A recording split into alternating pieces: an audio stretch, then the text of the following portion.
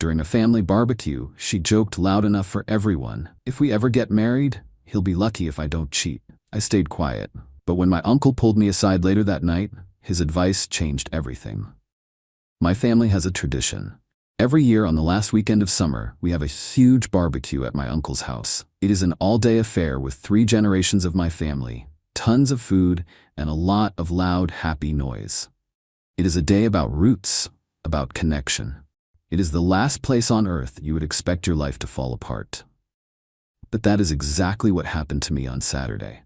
My name is Tom. I am a project manager for a commercial construction company. I build things, big things, skyscrapers, hospitals, university buildings. My job is to take 1,000,000 chaotic pieces and turn them into a single, solid, functional structure. I bring order to chaos. I thought my relationship with my girlfriend Sarah was the most solid structure in my life. We had been together for 2 years, living in a house I owned for the last one. We were partners. We had a plan. Marriage, kids, the whole deal. It was a blueprint I trusted. Sarah is beautiful, funny, and the life of every party. She has a wild streak that I found exciting. It balanced out my more serious, structured nature, or so I told myself. My family adored her. They loved her energy, her stories. She fit in seamlessly. Saturday was a perfect late summer day. The barbecue was in full swing. My cousins were throwing a football, the kids were running through sprinklers, and the adults were gathered on the deck, laughing and drinking beer. I was at the grill flipping burgers, feeling completely content. Sarah was holding court with a group of my female cousins and my aunt. They were talking about a recent celebrity wedding, and the conversation drifted to our own plans. I could hear them from the grill, and I was only half listening. Then I heard my cousin ask, "So, when are you two going to make it official?" And that is when Sarah dropped the bomb. She laughed, a loud, theatrical laugh that made a few heads turn. "Oh God, I don't know," she said, her voice carrying across the deck. "If we ever get married, he will be lucky if I don't cheat." The laughter on the deck died. The conversation stopped. In the sudden silence, the only sounds were the sizzle of the burgers on the grill and the distant shouts of the kids. I did not turn around. I just stood there, spatula in my hand, staring at the grill marks on a piece of meat. She tried to play it off as a joke. "I am kidding," she said, laughing again, but this time it sounded forced and brittle. Mostly. A few people gave a weak, uncomfortable laugh. The conversation slowly, awkwardly started up again, but the mood was broken.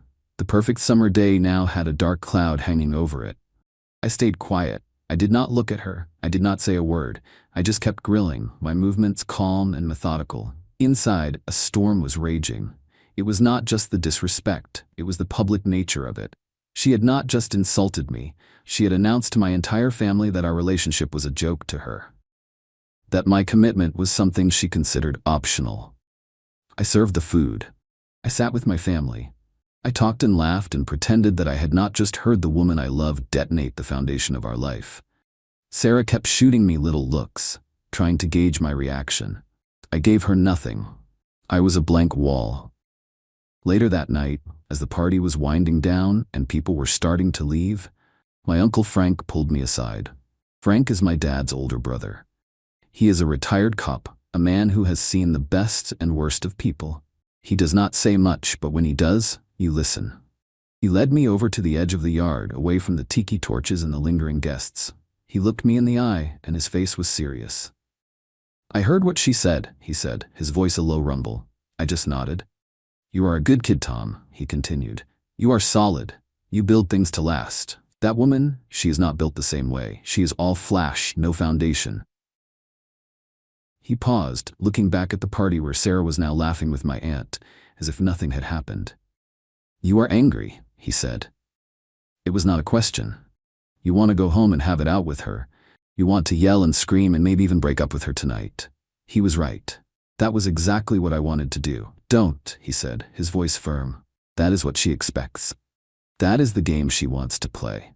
A big, dramatic fight where she can cry and apologize and call it a stupid joke, and you will forgive her because you love her. And then she will know she can get away with it. She will know she can disrespect you. And the only consequence is a little bit of drama." He put a hand on my shoulder. "A woman who jokes about cheating is not joking. She is sending up a trial balloon. She is testing your boundaries. She is telling you exactly who she is. The biggest mistake you can make is not believing her." "So what do?" I asked. His advice was simple, but it changed everything. "You do nothing," he said. "You go home. You act like everything is fine. You let her think she got away with it. You let her get comfortable, and while she is comfortable, you get smart. You find out if that trial balloon she sent up is the only one, or if there is a whole fleet of them you don't know about. Don't get emotional, get information. People like that, they don't fear anger, they fear exposure. You want to end it? Fine. But don't end it on her terms, end it on yours. Make sure when you walk away, she understands exactly what she lost and why." I looked at my uncle and I understood. He was not telling me to be a wimp, he was telling me to be a strategist. He was giving me a new blueprint. The old one, the one with marriage and kids, was gone. The new one was for a demolition. A quiet, careful, and complete demolition. I went back to the party, smiled at my girlfriend, and started planning. Update 1. It has been 1 week since the barbecue. 1 week of playing the part of the forgiving boyfriend, and 1 week of methodical, silent investigation. My Uncle Frank's advice has been my guiding principle. Don't get emotional. Get information. The night of the barbecue, on the drive home, Sarah finally tried to address what had happened. "Are you mad at me?" she asked, her voice small and tentative. I glanced over at her. "About what?"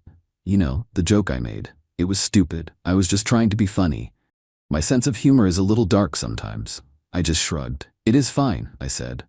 "I get it." The relief that washed over her face was palpable. She thought she was off the hook. She thought my silence at the party was just me being moody. She had no idea it was me recalculating the entire project.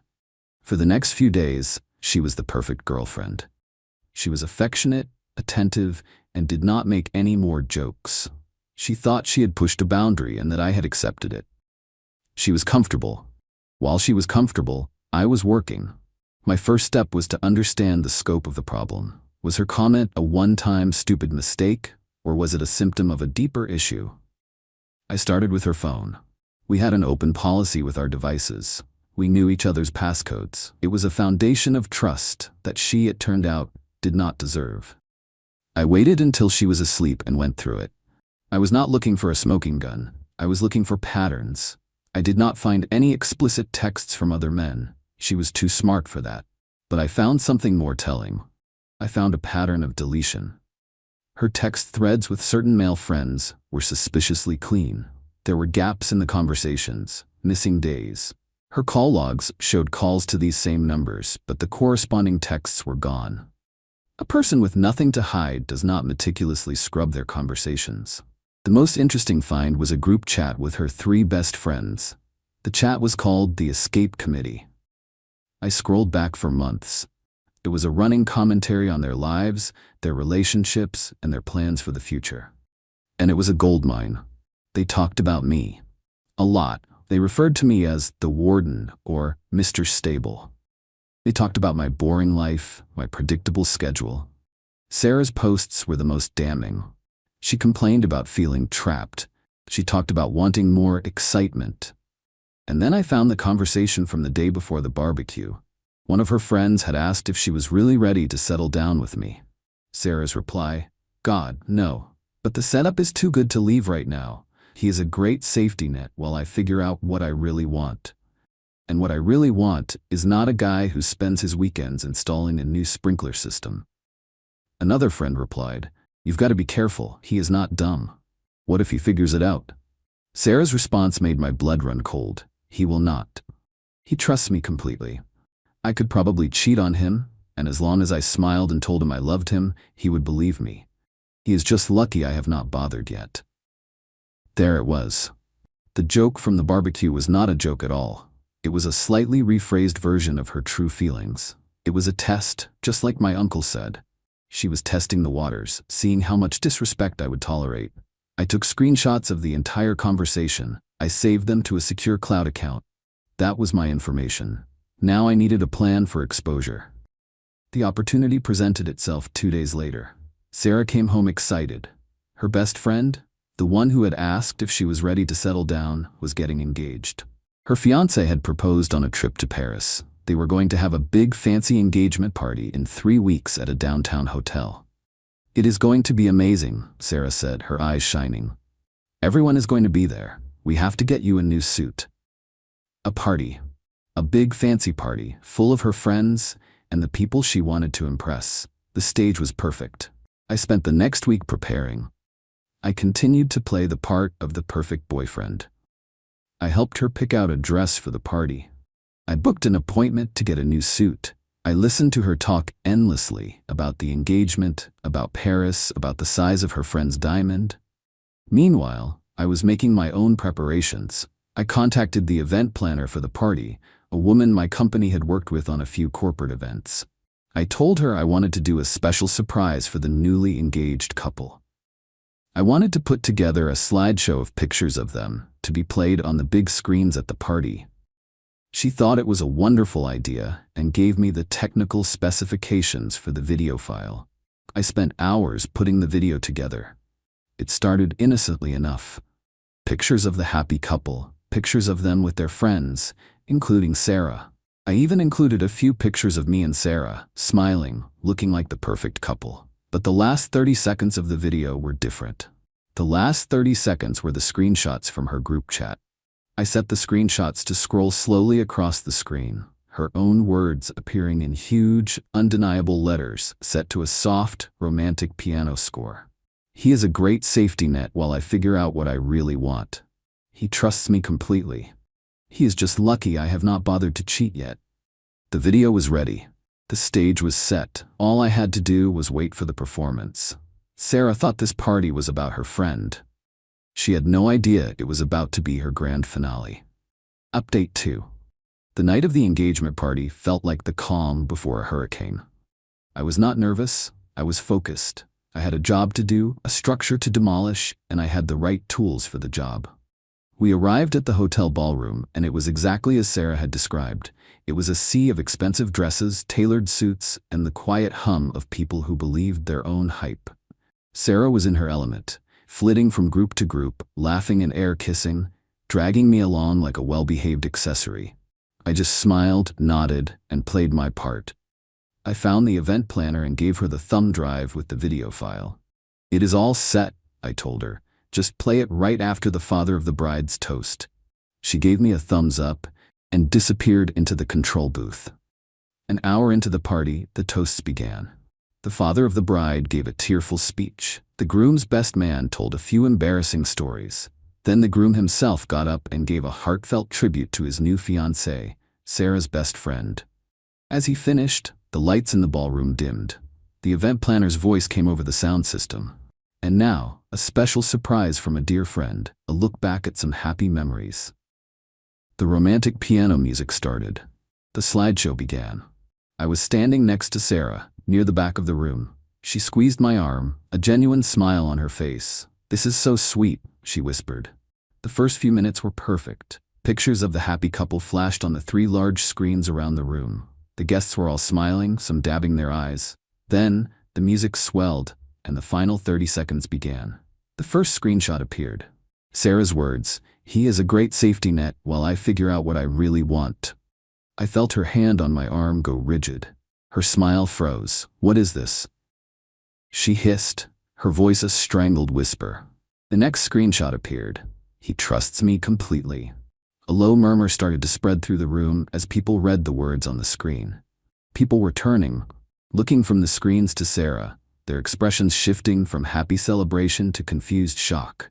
And then the final screenshot, the one from the barbecue, filled the screens. "He is just lucky I have not bothered to cheat yet." The room went completely silent. The only sound was the soft piano music, which now sounded like a funeral dirge. The video ended. The screens went black. The lights came up, and in that brightly lit, silent ballroom, every single eye was on Sarah. Her face was a mask of pure, horrified disbelief. Her friends, the members of her escape committee, were staring at her, their own faces pale with shock and dawning dread. They had been exposed along with her. I turned to look at her. The beautiful, confident woman I had been with for 2 years was gone. In her place was a stranger, a person stripped bare of all her lies, standing in the wreckage of her own creation. I leaned in close, my voice a quiet whisper that only she could hear. The joke is not funny anymore, is it? I did not wait for an answer. I took a step back, turned, and walked out of the ballroom. I did not run. I did not look back. I just walked, my steps steady and even, leaving the chaos behind me. As the ballroom doors swung shut, I heard the first sounds of the aftermath. A woman crying, a man shouting. The storm had finally broken. My Uncle Frank was waiting for me in the hotel lobby. I had called him earlier that day and told him what I was going to do. He just nodded and said, "I will be there." He stood up as I approached. He did not ask how it went, he just looked at me, a small, proud smile on his face. "Let's go get a beer," he said. "You look like a man who just got out of prison." And he was right, I was free. Final update. It has been 6 months since the engagement party. The demolition is complete, and I have spent the time since then clearing the site and starting to build something new. The final chapter of this story is not about drama or revenge. It is about consequences and the quiet, satisfying process of moving on. The fallout from that night was immediate and absolute. The engagement party ended in chaos. Sarah had a complete meltdown. Her friends, the escape committee, were caught in the blast. The bride-to-be, her supposed best friend, was furious that her perfect night had been ruined. Their friendship, I am told, is over. Sarah's social life was obliterated. The story of what happened spread like a virus through her circle. The evidence was undeniable. She was not the victim, she was the architect of her own humiliation. The friends she had tried so hard to impress saw her for what she was, a user, a person who saw relationships as a temporary convenience. They abandoned her. She tried to launch a counter-offensive, of course. She told people I was a psycho, that I had doctored the screenshots, that I was a controlling monster. But it did not work. My reputation was solid. And her own words, displayed for all to see, were too damning. She lost her job. It turned out the fiancé of her friend, the groom from the party, was a partner at the marketing firm where she worked. He did not fire her directly. He did not have to. The work environment became so toxic, so full of whispers and sideways glances, that she was forced to resign. She had to move out of my house, of course. I had already packed her things. She sent her father to come and get them. I was not there. I left the boxes in the garage. Her father, a man I had always respected, did not even look me in the eye when I saw him briefly a few weeks later. The shame was too great. She is now living in a small apartment across town. She is working a low-level job, trying to rebuild her life. She has no friends, no partner, and a reputation that will follow her for a long time. I received one communication from her about 2 months ago. It was a long, rambling email. It was a mix of apologies, accusations, and self-pity. She wrote that the barbecue comment was the biggest mistake of her life.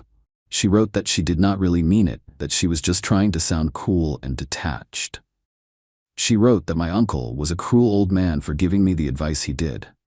That was the line that made me realize she still did not get it. She was still blaming someone else. She was blaming her joke. She was blaming my uncle. She was blaming everyone but the person who was actually responsible, herself. I deleted the email without replying. My life is good. It is quiet. It is stable. I have been spending a lot of time with my family, with the people who form my real foundation. My Uncle Frank and I go fishing every other weekend. We do not talk about what happened, but we do not need to. He just claps me on the back and says, "You did good, kid." The revenge was not the slideshow. It was not the public humiliation. The real revenge was in the simple act of believing her. She told me exactly who she was with that joke at the barbecue. My uncle's advice was not about revenge, it was about self-respect. He told me to believe her, and I did. I took her at her word, and I acted accordingly. She thought she was playing a game where she could have my stability while keeping her options open. She did not realize that for me, commitment is not a game. It is a structure. It is a promise. And when you prove that your promises are worthless, I do not get angry. I just tear down the building and start over on solid ground. And the new foundation I am building is stronger than ever.